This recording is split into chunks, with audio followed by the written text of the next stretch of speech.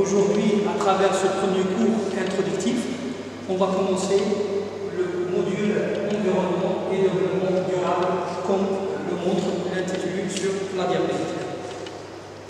D'abord, comme le montre cet intitulé, on a une composition de trois mots: environnement, développement et durable. On va d'abord essayer de comprendre ça veut dire quoi environnement, puis ça veut dire quoi développement, puis ça veut dire quoi durable, et par la suite on va voir c'est quoi vraiment le concept des problèmes liés à cet environnement, et c'est quoi le concept de développement durable, et vers la fin on va arriver à comprendre c'est quoi toute la notion environnement et développement durable, et pourquoi on parle de développement, et plutôt environnement et développement durable.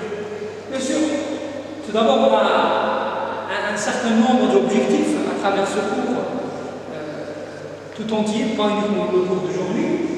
D'abord, au cours, ou bien pendant ce cours, on va apprendre non seulement, ou plutôt beaucoup sur la science, mais plus particulièrement sur les problèmes liés à l'environnement, où notre environnement est confronté. Puis on va essayer d'explorer les différents points de vue relatifs ou en relation avec l'environnement et le développement durable. C'est pour ça que là, c'est à titre exploratif. Il ne faut pas sentir ou bien se sentir accepter toutes les opinions en particulier, parce que c'est généralement à titre exploratif. Et donc, au fur et à mesure de ce cours, bien sûr, nos connaissances ou bien vos connaissances et compétences en sciences de l'environnement se développent et votre capacité à tirer vos propres conclusions grandira également avec la compréhension, bien sûr, de ces notions. D'une manière générale, les objectifs se résument ainsi. Donc on va essayer d'abord de comprendre l'environnement et sa composante, cette notion-là, c'est-à-dire l'environnement et de quoi il est composé, et puis comprendre le concept de développement durable, puis par la suite comprendre ou bien essayer au moins de voir les principales crises environnementales, bien sûr, telles que la dynamique anthropique, question de population, taille de la population et niveau de consommation. Et par la suite, dans un deuxième volet, on va voir pourquoi on parle de développement durable. Pourquoi le concept développement durable. Quels sont les domaines de développement durable? Et bien sûr, l'empreinte écologique, c'est-à-dire l'impact sur l'environnement et sur l'équilibre écologique quand on procède à un développement.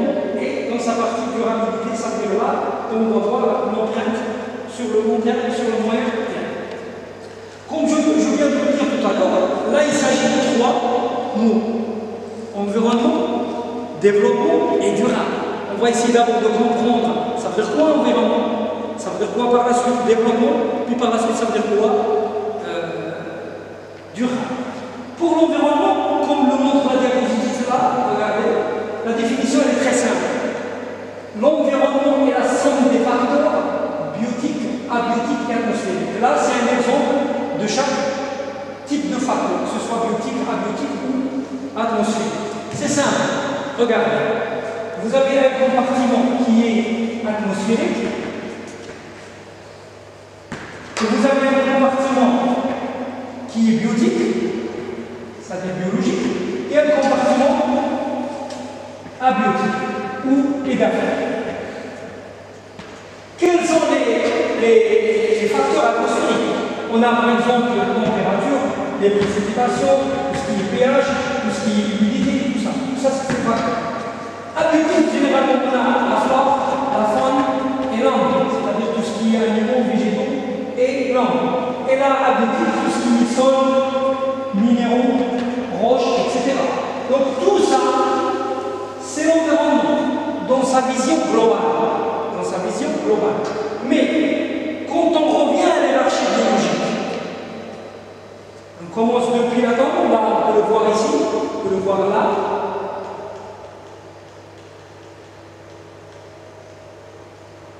Là, quand on commence de l'atome jusqu'au biosphère, là on comprend très bien que les différents compartiments, on les retrouve à toutes les échelles, comme à l'échelle de la molécule, de l'organelle, de la cellule, etc. Ça veut dire quoi? Je peux définir cet environnement, je peux dire que c'est tout ce qui n'est pas moi. C'est qu'à petite échelle, c'est tout ce qui qui n'est pas moi. À grande échelle, c'est tout ce qui n'est pas moi. C'est-à-dire, il y a ton compartiment si vous êtes biotique et les autres compartiments atmosphériques et bien sûr abiotiques, etc. Alors, pour mieux comprendre un petit peu cette notion-là, c'est très simple.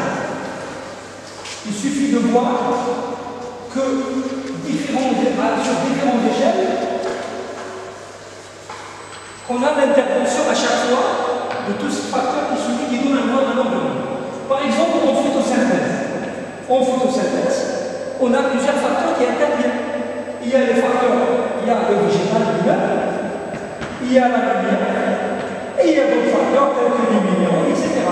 Là, c'est le compartiment abiotique, là, c'est le compartiment atmosphérique, et là, c'est le compartiment biotique. Donc, tout ça, si on parle de cette fonction-là, on parle d'un environnement. Pour parler d'une fonction, justement, c'est pour ça qu'on s'intéresse à l'environnement, il faut qu'il y ait un équilibre entre les trois composantes de l'environnement. On va expliquer ça tout à l'heure pour mieux comprendre un petit peu tout ça. Alors, je vais revenir sur, bien sûr, toutes ces notions-là. Alors, maintenant, puisqu'on parle de trois compartiments, un compartiment atmosphérique, un compartiment abiotique et un compartiment biotique. On peut donner même un autre exemple, à petite échelle. Par exemple, à l'échelle de l'environnement microbiologique, d'accord? Microbiologique, c'est comme par exemple, si on va prendre les azotobactères, d'accord? Ça, c'est une bactérie fixatrice de l'azote qui n'a pas besoin de rentrer en symbiose pour fixer l'azote. D'autres bactéries, il faut qu'ils rentrent en symbiose, ou bien il faut qu'ils soient en symbiose, d'accord? Il y a une relation symbiotique pour qu'elles puissent fixer de l'azote. Et là, donc, ça, c'est un environnement avec ces facteurs, la somme, tout à l'heure, et ça, c'est un autre environnement. Cet environnement-là, il évolue justement en fonction de sa gestion, en fonction de son développement. Et donc, un environnement dont sa définition globale, c'est vrai que c'est la somme de tous ces facteurs, mais chaque environnement a ses propres facteurs et a ses propres, si vous voulez, caractéristiques. D'accord? Il faut essayer de comprendre la notion, mais tout dépend de son échelle. D'accord? En fonction de ça, bien sûr, un environnement a trois comportements. Tout à l'heure, on parlait de compartiment, maintenant de comportement. Il a un comportement physique en fonction des facteurs physiques, tels que l'air, l'eau, le climat, la géographie, etc., etc. Il a un comportement biologique, l'homme, virus, agent microbien, insectes, machin, etc. Puis il a aussi un comportement psychologique, tout ce qui est valeur culturelle, coutume, croyance, habitude, attitude, morale, religion, etc., etc. Maintenant, on passe au deuxième mot. On parlait maintenant, j'essaye de faire mieux, parce que là, on est en train d'enregistrer, et on essaye de le voir, si vous voulez prendre beaucoup de temps. Alors, maintenant, on parle de développement. Ça veut dire quoi, développement? C'est très simple. Le développement, c'est quoi? C'est un processus d'action, d'accord? Qui concerne non seulement les personnes, mais aussi l'économie, d'accord? C'est que, qu'est-ce qu'on développe? On développe un environnement à travers ses ressources, que ce soit ses ressources physiques ou ses ressources biologiques ou ressources atmosphériques. Puis pourquoi faire? Pour améliorer le bien-être de la population et pour créer un environnement favorable et pour trouver des moyens de satisfaire et améliorer les besoins humains. Ça veut dire qu'au début, on a des conditions d'emploi et d'exploitation, d'accord? Pour justement employer ou exploiter, on a une partie règles, que ce soit les règles dans les différents compartiments, et de ce qu'on veut développer dans le domaine de la santé, de l'éducation, qualité de vie, etc., ressources, etc., etc. Donc là, on développe. Et donc, il va y avoir des résultats à l'échelle humaine comme à l'échelle physique. D'accord? Donc ça, c'est l'action développement. Puis, maintenant, durable. Ça veut dire quoi? Regardez, le processus. Quel processus? Là, on parle de processus de développement, où l'activité peut être maintenue sans épuisement ni effondrement. Ça veut dire qu'il faut qu'on développe, d'accord, d'une manière, et là c'est la définition qu'on va voir tout à l'heure, de tout ce qui est développement durable, le concept de développement durable, d'accord. Alors, sans qu'on va épuiser ou effondrer les ressources qu'on a commencé à les développer. Puis, bien prendre en considération quand on parle de développement les problèmes intra- et intergénérationnels, d'accord. Puis la capacité d'un système. Le système qu'on développe, c'est quoi sa capacité ou comment il peut s'adapter au changement. Puis aussi, le taux d'utilisation des ressources pour la durabilité.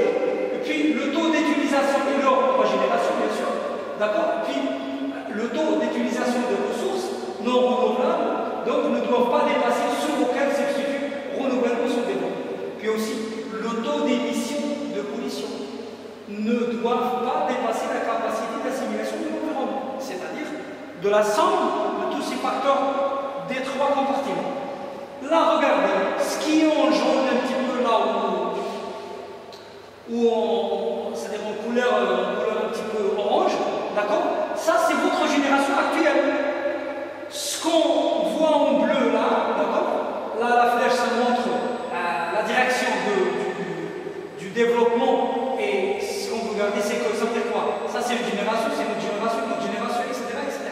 C'est qu'au moment où on développe, il faut qu'on soit certain que ça ne va pas épuiser, ni effondrer ce qu'on développe par rapport aux besoins des futures générations. D'accord? Ça, ces futures générations, il faudra les mettre si vous voulez, en tête ou dans nos calculs quand on développe au fur et à mesure. D'accord? Alors, maintenant, on arrive au concept développement durable tout entier. On va d'abord passer à la définition du rapport Brundtland en 1987 et le sommet de la Terre de Rio en 1992. Modèle de développement durable, ça veut dire c'est un modèle de développement tel qu'il répond aux besoins du présent sans compromettre la capacité des générations futures à reproduire à leurs propres besoins. C'est ce que je viens de le donner par cette illustration ou par la somme de ces points. Donc ça veut dire quoi là?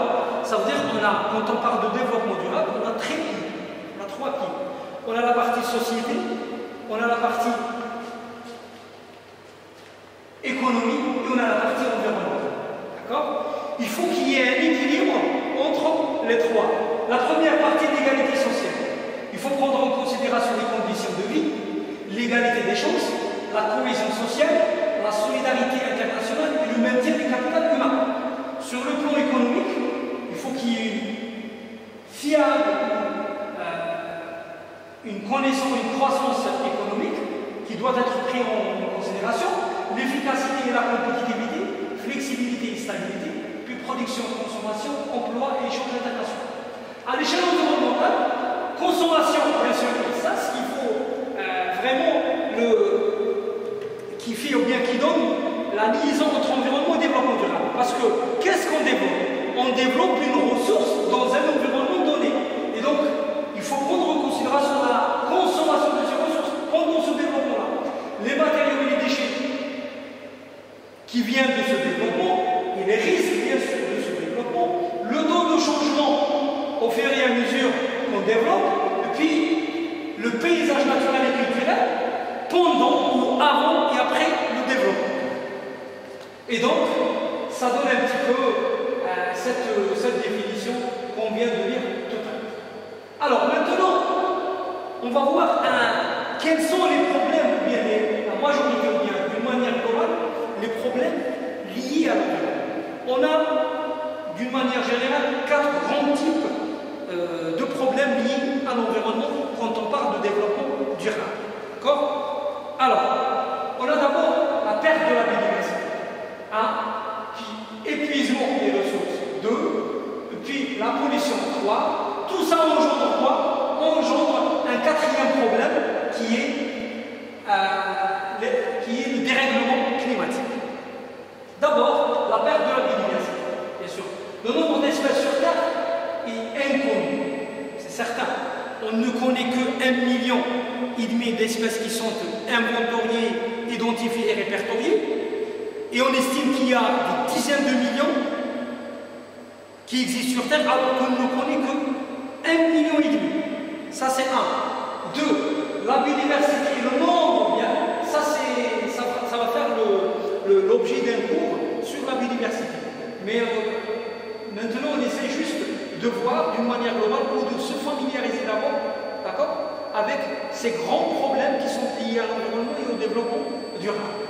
Donc, différentes raisons dans un écosystème spécifique, puis les problèmes d'extinction ou la perte complète d'une espèce, d'accord, est un événement naturel parce qu'il y a la voie naturelle et la voie influencée par l'action anthropique. La voie naturelle, c'est bien sûr, il faudra juste revenir sur l'évolution qu'a connue la biodiversité avant l'arrivée de l'homme sur Terre et l'évolution de la biodiversité après l'arrivée de l'homme sur Terre. C'est pour ça qu'on parle de deux voies. Une voie avec l'influence de l'action anthropique, une voie vraiment naturelle, c'est que sans l'influence de l'action anthropique. Alors maintenant, il y a 5 événements d'extinction qu'on va voir pendant le cours de la biodiversité. Il y a maintenant, on parle de 65 millions d'années qui font disparaître toutes les espèces, etc. Ça, c'est un petit peu l'historique des grands événements liés à la biodiversité qu'a connu l'évolution de la Terre. Maintenant, l'épuisement des ressources. Beaucoup de ressources sont nécessaires pour soutenir la population humaine. Parce que, en réalité, tout ce qu'on fait, même si on s'intéresse à la biodiversité ou à une autre ressource donnée dans le sens de la protéger ou de la développer ou de garder sa durabilité, c'est pour justement garantir un bien-être, une meilleure vie, une meilleure continuité de l'espèce humaine. C'est que tout ce qu'on fait par rapport à la biodiversité, par rapport à l'environnement d'une manière globale ou par rapport à une fonction donnée, dans un écosystème donné ou un équilibre écologique, c'est par rapport toujours à l'homme, d'accord, ou à la population humaine. Les ressources renouvelables peuvent être reconstituées au cours d'une vie humaine, puis bien sûr les ressources végétales et l'approvisionnement en ressources non renouvelables et reconstituées extrêmement longtemps, voire pas tous ceux qui peuvent, etc. Maintenant, on parle de deux changements. C'est que quand on parle de développement durable, il y a deux types de ressources. Il y a les ressources fossiles et les ressources renouvelables. Il faut qu'il y ait un équilibre entre les deux en fonction de l'environnement, là où on veut développer, où on veut, si vous voulez, exploiter les ressources et penser à un épuisement ou à une durabilité. Maintenant, il y a l'autre problème qui est la pollution. Donc, c'est quoi une pollution? C'est une dégradation, une modification indésirable, que ce soit de l'air, que ce soit de l'eau, que ce soit du sol, qui affecte la santé des êtres vivants d'une manière globale. D'accord? Et là, on revient toujours, c'est que tout ce qu'on fait, c'est par rapport à la population humaine. Donc, il y a une pollution biodégradable qui se décompose. Là, ça ne pose pas vraiment de problème. Il y a une pollution non dégradable. Là, elle pose problème. D'accord? Alors, il y a, comme je l'ai dit tout à l'heure, il y a un autre problème qui est un résultat en quelque sorte, si vous voulez, de tous ces problèmes liés à l'environnement, qui est le dérèglement climatique, qui va faire l'objet aussi d'un cours. Alors, donc suite à tout cela, il s'est instauré, ou s'est installé une notion qui s'appelle l'éthique environnementale. Bien sûr, qui est une discipline qui étudie quoi? Qui étudie la relation morale des êtres humains à l'environnement et qui pose un certain nombre de questions, telles que quelle est la valeur de l'environnement? Quelle responsabilité morale avons-nous face aux problèmes environnementaux majeurs qui résultent de notre consommation de ressources? Quels besoins devrait recevoir la plus haute priorité dans notre prise de décision? Et donc, cette éthique environnementale qui a donné naissance à une discipline qui pose un certain nombre de questions, ou bien qui essaie de répondre à un certain nombre de questions qui sont liées à la conception générale, environnement et développement durable par rapport à ces trois piliers, la société, l'économie et l'environnement. D'accord? Alors, maintenant, regardez, par rapport à ça, à l'éthique environnementale, il s'est créé ou bien il s'est régénéré, ou bien que ça a donné deux grandes catégories d'éthique.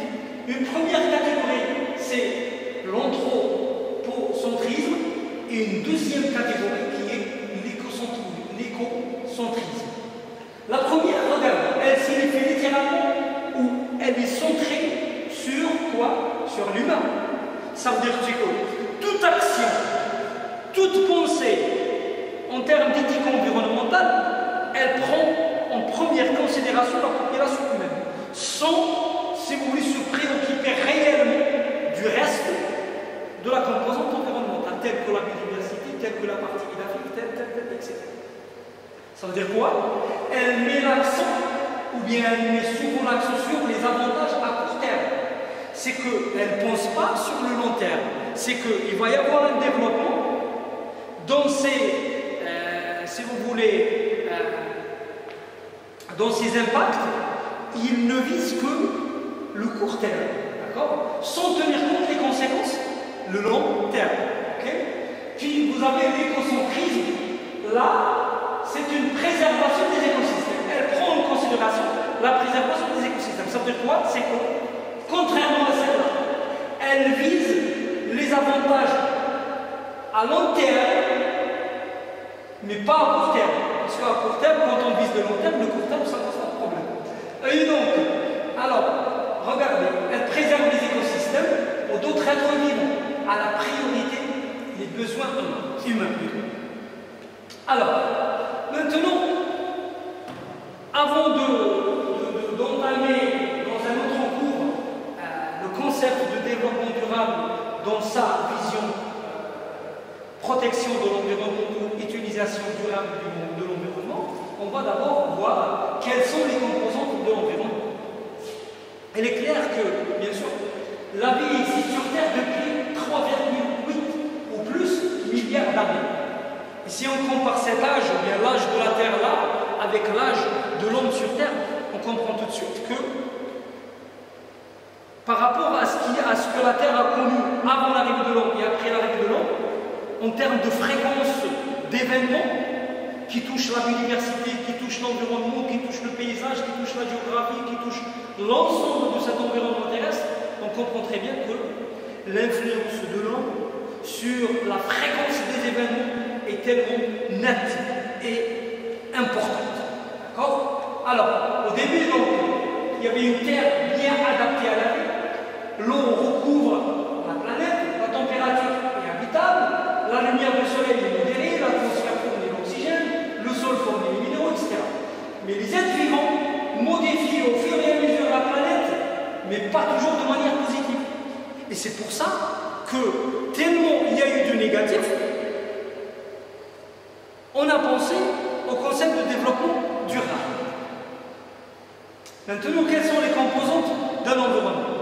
C'est comme, il faut voir la chose comme une poupée russe. C'est comme de la petite échelle vers la plus grande, ou bien la petite poupée jusqu'à arriver à la grande poupée, ou l'inverse. Parce qu'il y a une poupée qui englobe une autre, une poupée qui englobe une autre. Alors, il y a la biosphère, il y a la géosphère, il y a l'atmosphère. Ça, c'est au niveau de la Terre. D'accord?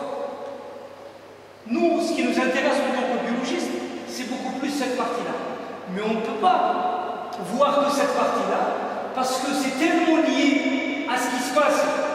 Ce qui se passe au niveau de la biosphère est tellement lié à ce qui se passe au niveau de la géosphère, est tellement lié à ce qui se passe au niveau de l'atmosphère. Et là, on revient à la définition de l'environnement. On voit très bien le compartiment biotique, le compartiment abiotique et le compartiment atmosphérique. D'accord? Donc là, la photo là, elle illustre un petit peu les trois composantes. Et donc là, le schéma aussi montre très bien l'intime liaison entre les trois compartiments. Et là, c'est l'échelle qui intervient. À petite échelle, il y a la même chose. À moyenne échelle, il y a la même chose. À grande échelle, il y a la même chose. À l'échelle microbiologique, il y a la même chose. Il y a une atmosphère ou bien des conditions atmosphériques, des conditions édaphiques, des conditions biologiques. D'accord? Et à l'échelle de l'individu ou individuel, à l'échelle populationnelle, à l'échelle écosystémique, etc. D'accord? Là, ça montre très bien l'intime liaison et interaction entre tout ce qui est biosphère, atmosphère, hydrosphère et géosphère. D'accord? Maintenant, qu'est-ce qu'un biosphère? Qu'est-ce qu'un biosphère? Regarde. Le biosphère s'étend du haut de l'atmosphère jusqu'au fond des océans. Cela peut ressembler considérablement. C'est très simple pour comprendre. Regardez, si on va réduire la Terre à la taille d'une pomme, donc la biosphère serait plus fine que la peau de la pomme par rapport à la Terre. Ok? Et donc, bien sûr, les êtres vivants se retrouvent dans les herbes sur Terre et dans l'eau douce et salée, etc. Tout ça, c'est la biosphère. Là où il y a de la biologie, ou bien plutôt des êtres vivants. La biosphère est donc la partie de la Terre qui soutient les êtres vivants. Ok? Alors, ça c'est juste l'échelle hiérarchique biologique en allant de l'atome jusqu'au biosphère. On peut aller de la biosphère jusqu'au atome. Et là, c'est comme je viens de l'expliquer tout à l'heure par rapport quand j'ai donné l'exemple des poupées russes. D'accord? Il y a une poupée qui englobe une autre. Et on peut parler d'environnement atomique, environnement moléculaire, environnement organel, environnement, etc. D'accord? Parce que les répercussions ou bien les conséquences d'un développement donné, ils vont être, ou bien l'impact, et sur toutes les échelles, comme à l'échelle atomique, comme à l'échelle biosphérique. D'accord? Sauf que la fréquence qui change, ou si vous voulez la remarque, elle n'est pas la même. On peut remarquer quelque chose vite fait à l'échelle écosystémique, mais à l'échelle microbiologique, à l'échelle cellulaire, à l'échelle atomique, etc., ça demande des moyens, ça demande du temps, etc. Mais l'impact, il est toujours sur les différentes hiérarchies ou échelles, comme on le voit. Alors, ça c'est un exemple qui un petit peu illustre ce qu'on vient de dire là, d'accord, par rapport aux différentes échelles à l'échelle de la biosphère. Alors maintenant, donc, on parlait de sciences environnementales, environmental science, là où différentes disciplines peuvent intervenir. Écologie, éthique, économie, ingénierie, histoire, sociologie, géologie, océanologie, atmosphérique science, chimie, etc. D'accord? Et donc là, un petit peu la même chose par rapport au développement. Une technologie, ça vient d'un développement d'une ressource donnée. Une nourriture, ça vient d'un développement ou bien d'une exploitation et développement d'une ressource aussi donnée, etc., etc., etc. Même en termes de culture, on développe des objets culturels à partir d'une ressource qui vient de notre environnement. Maintenant, regardez la couverture des questions. Au fur et à mesure que la prise de conscience sur l'environnement et la manière de le développer durablement a pris de l'ampleur, d'accord? Donc, on a retrouvé de nombreuses questions qui concernent l'environnement à la presse quotidienne. Ça, c'est un.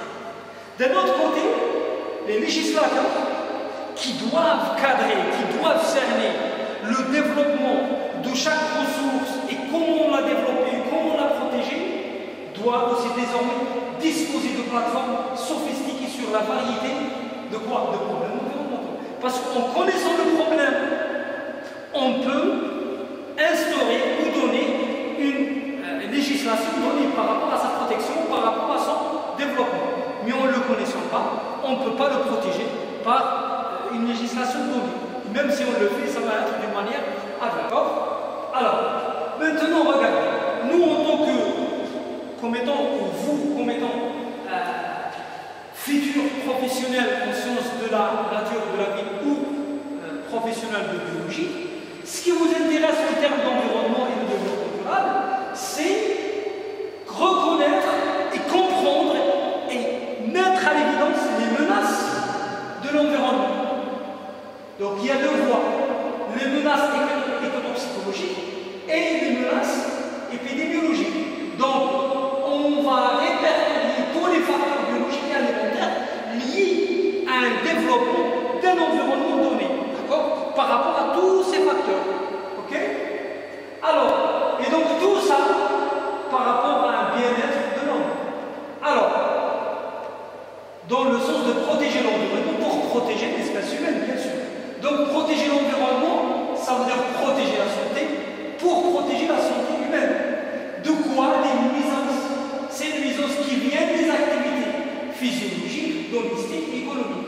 telles que cette protection, donc elle vise la qualité de l'eau de poisson, la pureté de l'air et la consommation des aliments.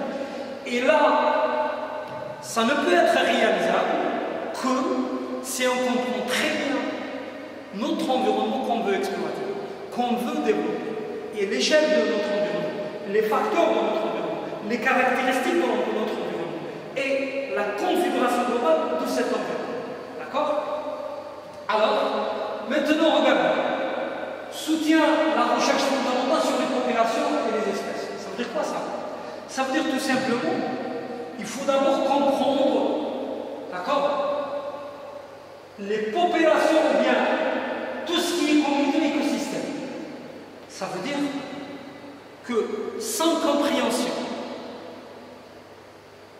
de la liaison de tout ce qui est échelle écosystémique, avec l'échelle communautaire, avec l'échelle populationnelle, avec l'échelle individuelle, de tous les environnements, à l'échelle biologique bien sûr, est importante et inévitable pour parler de développement durable ou environnement et développement durable.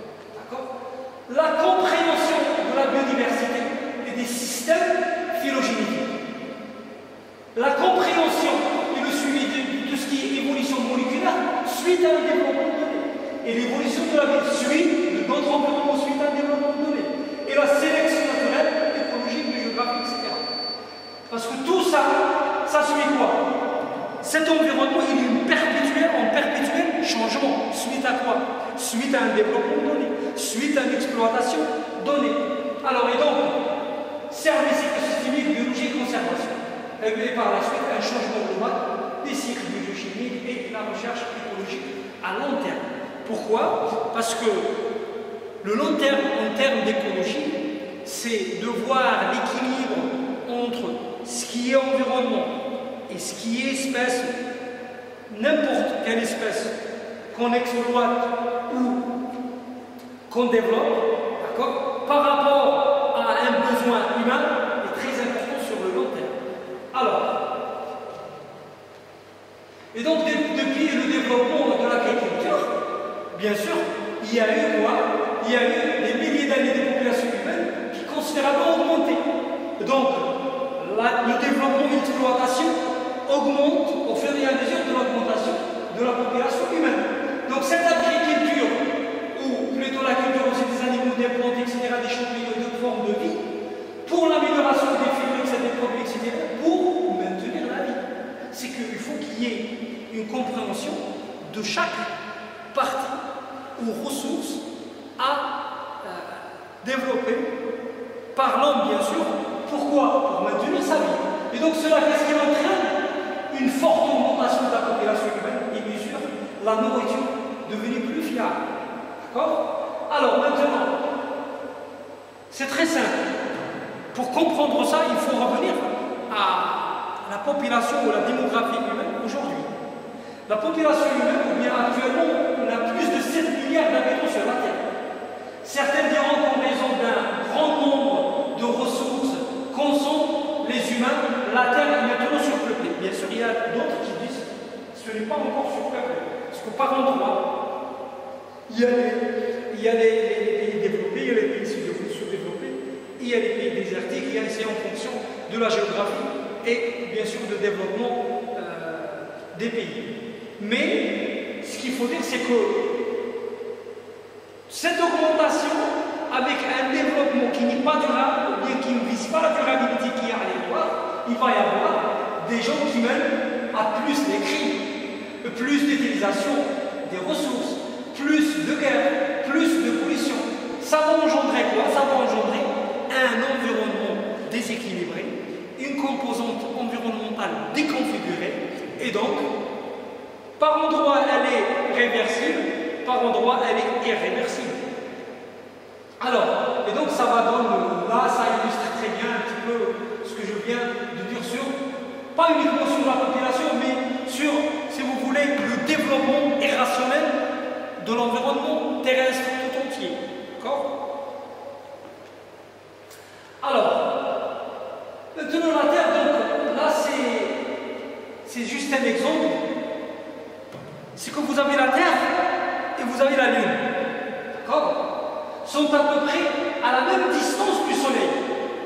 Mais la Terre a beaucoup plus chaude. La raison c'est quoi? C'est très simple, c'est que l'atmosphère terrestre retient la chaleur pour réchauffer la planète. C'est ce qu'on appelle justement l'effet de serre, qui a causé le dérèglement climatique. Parce que le dérèglement climatique, en réalité, c'est un résultat de l'effet de serre. L'effet de serre, c'est très simple. Je vous ai dit tout à l'heure qu'on va faire un cours sur le dérèglement climatique. L'effet de serre, c'est très simple. C'est l'effet miroir. C'est qu'il y a un piégeage de la chaleur qui monte de la Terre vers l'atmosphère. Une fois elle est piégée, elle retombe sur la Terre et elle augmente sa chaleur. C'est ce qu'on appelle l'hyperthermie terrestre. Et c'est ça justement l'effet de serre. Et par conséquent, il va y avoir un dérèglement climatique. Ça veut dire que un petit peu des saisons longues, des saisons courtes, des passages froids là où il devrait faire chaud, et l'inverse, des épanouissements précoces, des épanouissements tardifs, etc. Et donc, là, c'est juste une explication de ce que je viens d'expliquer sur l'effet de serre, d'accord? Donc, c'est un bâtiment vert utilisé pour faire pousser des plantes toute l'année, même dans les zones, etc. C'est pourquoi la science est nommée le processus réchauffement de la Terre, d'accord? Donc, l'atmosphère agit comme un bâtiment de verre entourant la Terre, etc. C'est comme je viens de le dire tout à l'heure sur ce qui est piégeage, d'accord? C'est l'effet miroir, d'accord? Dans l'atmosphère qui piège la chaleur qui monte et la réfléchit sur la Terre, et donc ça va augmenter un petit peu sa température.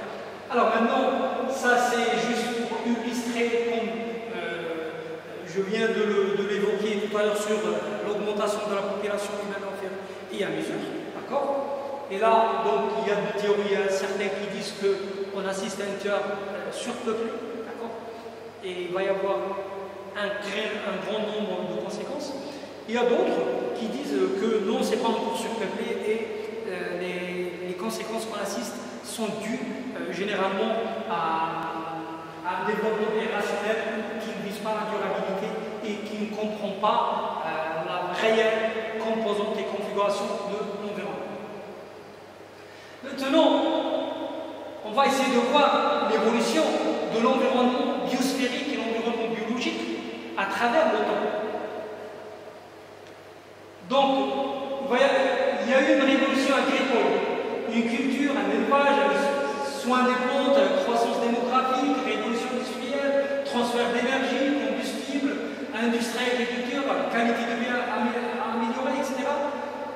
Tout ça, vient, c'est quoi ça? Ça, c'est un épuisement des ressources. Ce n'est pas dans le concept de développement durable.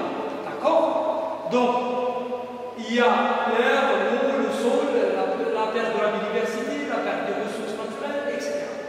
Ça veut dire quoi là? On le voit très bien là. Donc le schéma, il illustre très bien. C'est qu'on est en train, regardez, de convertir une énergie naturelle à une énergie combustible qui va engendrer un très grand nombre de pollutions. Puis on convertit des montagnes à des bâtiments comme ça, d'accord? Puis on convertit des forêts à de la charpente et du papier. On convertit des paysages et des terres cultivées de pâturage à des nourritures et fibres.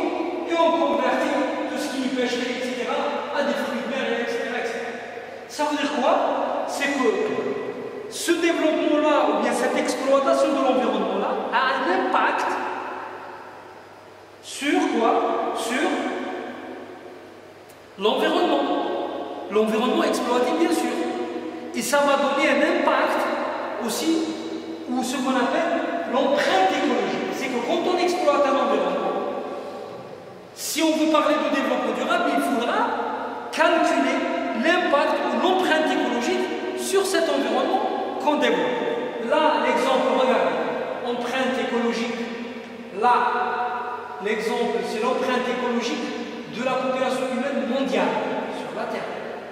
Et là, c'est l'empreinte de la population mondiale si tout le monde avait le même style de vie que les Américains.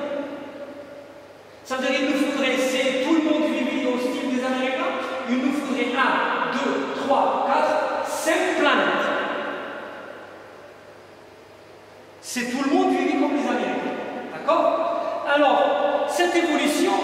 elle est bien enregistrée, elle est bien, si vous voulez, attestée, témoignée par l'évolution qu'a connue la Terre avant l'arrivée de l'homme et de l'environnement biosphérique. Donc les archives fossiles le témoignent vraisemblablement. On le voit très bien là.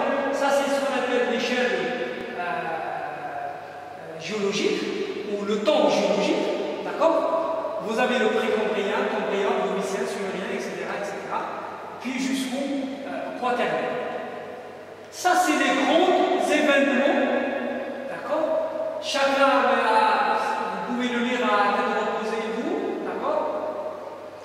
L'origine de la vie, puis il y a eu les invertébrés, puis les plantes qui commencent à coloniser la Terre, puis l'augmentation de la diversité des poissons, puis l'apparition des amphibiens, puis la Terre qui recouverte par les forêts, puis vous avez tout ce qui est début de l'âge des reptiles, dinosaures qui évoluent et se répondent, et puis de dominance des grands dinosaures, herbivores, augmentation de diversité des plantes à fleurs, puis début de l'âge mammifère, puis évolution des humains. C'est là qu'il vient l'homme.